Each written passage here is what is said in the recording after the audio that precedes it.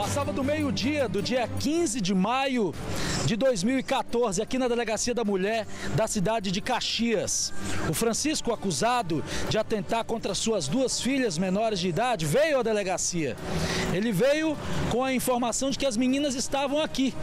Ele estava prestes a responder por este crime junto aos policiais, mas ele não tinha ainda uma convocação oficial, não tinha ainda uma intimação. Ele veio da delegacia atrás das irmãs, das filhas dele, pois a informação que ele tinha era essa. Ele veio com a mulher entrou nessa sala, conversou com a delegada e o Francisco entrou nesta outra sala para conversar com a Lohane, escrivã de plantão.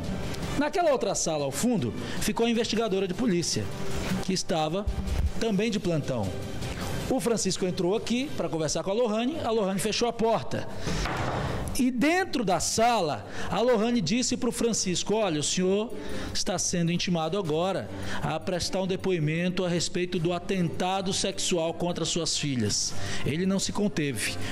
Sacou de uma arma branca, de uma faca que ele tinha escondida na roupa e já atacou Lohane aqui. Com um grito, essa porta se abriu e a investigadora que estava na outra sala veio aqui. E na hora que ela entrou e abriu a porta, ela também foi apunhalada pelo Francisco. Então, de uma só vez, o Francisco deu um golpe que foi fatal na Lohane, aqui dentro dessa sala, e deu outro golpe que poderia ter sido fatal também na investigadora de polícia. A investigadora saiu cambaleando, conseguiu ligar ainda, pedir ajuda, mas a Lohane não. A Lohane não teve tempo. A Lohane caiu aqui, nesta sala, na recepção da Delegacia da Mulher do município de Caxias, e morreu, vítima de um acusado que a matou dentro da delegacia, no seu ambiente de trabalho.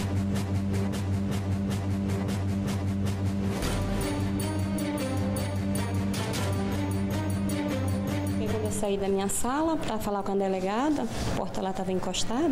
Quando eu entrei, no momento que eu entrei para falar com a delegada, ela gritou socorro, e eu só fiz sair da sala e corri para socorrer. Não sabia o que estava acontecendo. Não vi o momento que esse homem entrou. Quando eu abri a porta, já fui surpreendida com ele saindo e me esfaqueando também. Já atingiu você? Já. Aí ele saiu correndo e ela veio, né, com a mão aqui no local do peito, dizendo que tinha sido atingida. Aí nisso eu tentei segurar e percebi também que estava sangrando, né? E aí disse: calma, amiga, já vem ajuda. Aí ela foi caindo e ficou aí desfalecida no chão.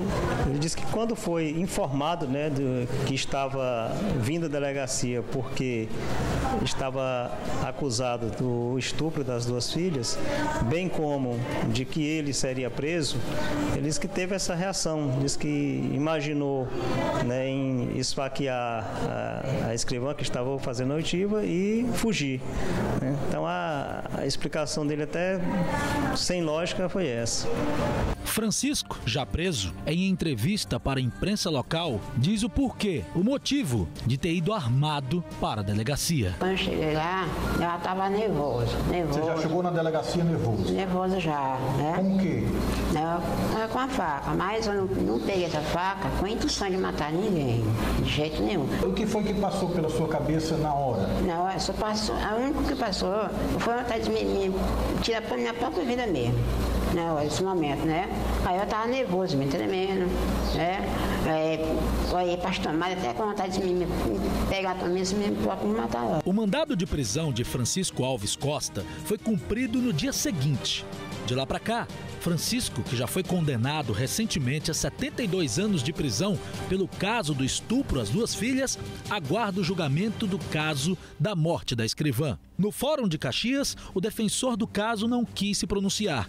Já o promotor de justiça fala em que está baseada as acusações. A nossa tese é de homicídio.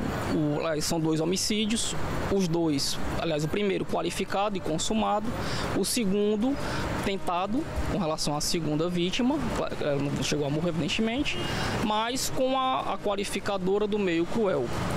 Tá? E também com a qualificadora de recurso que impossibilitou a defesa da vítima. Ele era réu primário ou não? Réu primário. Foi um surto, senhor doutor? Eu não creio que foi surto, né? Nós vivemos um mundo hoje muito perigoso, né? Tá? A verdade é que nós temos que fazer nosso trabalho e, infelizmente, né, não me alegra muito fazer isso, mas nós teremos que tratar seres humanos de uma forma com forma de exclusão. Para quê? Para que a sociedade, que a grande maioria das pessoas são pessoas de bem, possam criar seus filhos, educá-los corretamente. A verdade é que há pessoas que podem viver no meio social e há pessoas que não podem viver no meio social. Para os pais da escrivã, que mantêm expostos em casa objetos pessoais da vítima, fica o exemplo da profissional. Pai, eu sou policial. Eu amo a polícia. Ou seja, a Polícia Maranhão tinha uma grande policial. E nem todos também policiais são assim. É isso, era a dedicação total. Uma pessoa era legalista, incapaz de, na delegacia, providenciar alguma prisão ilegal, isso ela não faria, fazer de jeito nenhum. E as lembranças de uma filha que se foi. Excelente menina, estudiosa, nunca perdeu ano, sempre tirava os primeiros lugares no colégio, em aula de inglês, onde ela se meteu, em concurso, onde ela... Isso aqui já é pertinho da morte dela, 3 meses antes da morte dela.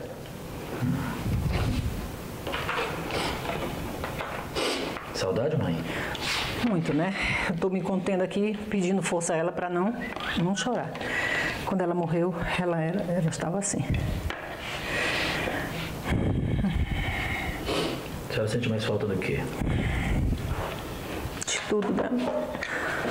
Tudo, da presença dela, da voz, do consolo dela. A Luane era uma mãe para mim, Dani. Eu digo sempre que os filhos da gente, quando crescem, se tornam mães da gente, pais da gente, né? Hoje eu tenho uma idade avançada, mas minha filha, há muitos anos, era quem cuidava da gente, de mim e do pai dela. Era uma preocupação sempre constante com a alimentação da gente, com o médico, com o remédio. Isso os filhos fazem sempre, né? Mas ela era uma dedicação tanta que ela ligava de Caxias para saber se a gente tomou o remédio, se a gente foi para o médico, se a gente recebeu o resultado do exame. Isso não é todo filho que faz, não. Tá? Ela era extremamente envolvida com as atividades dela, mas sempre tinha um momento da família dela. Ela passava o dia todo ligando para mim. Poucas horas antes da morte dela, ela ainda ligou para mim. E eu, dirigindo o carro, com dificuldade de atender, ela passou uma mensagem. Mãe, traz castanha, que eu estou chegando. É porque ela gostava muito de comer castanha, e quando ela vinha de Caxias, ela falou, mãe, traz castanha para mim quando chegar, e quero as castanhas. E eu, chegando próximo do dia da morte dela, até comprei as castanhas e botei ela em cima. Eu digo, minha filha, está aqui para minha filha. Paralelo à dor, o sentimento que no mínimo incomoda, revolta, que foi o crime ter acontecido dentro da delegacia. A gente fica chocado, né, e intrigado, inclusive surpreendido com o nível da audácia, né, que uma pessoa dessa tem, né, em primeiro, né, a comparecer a uma delegacia portando uma arma branca. E, em segundo, né, desferir um golpe desse, cometer um crime dentro de uma delegacia contra uma policial. Né? Então, assim, um nível de audácia que nos surpreendeu e lhe confesso que era inesperado. Eu praticamente jamais imaginei que isso pudesse vir a acontecer. Minha filha era uma policial trabalhando dentro de uma delegacia de polícia, fazendo um serviço que, na realidade, não era nem dela, mas ela estava sob ordens superiores, fazendo um serviço dentro de uma delegacia. Então, nesse caso aí, quando é um assassinato contra um agente da lei, eu acho que isso piora as coisas, porque isso é uma agressão também à sociedade, ao cidadão, mas também ao Estado Democrático de Direito. O agravante para o Estado, isso deve gerar posteriormente um ônus para o Estado, tendo visto que a agente é uma servidora pública. O Estado também deve fornecer para essas pessoas que servem ao público, né, os servidores públicos, os meios necessários para a sua defesa e para exercer a sua profissão, que é para o bem do povo, para o bem público, né, exatamente. E não for ofertado da forma devida.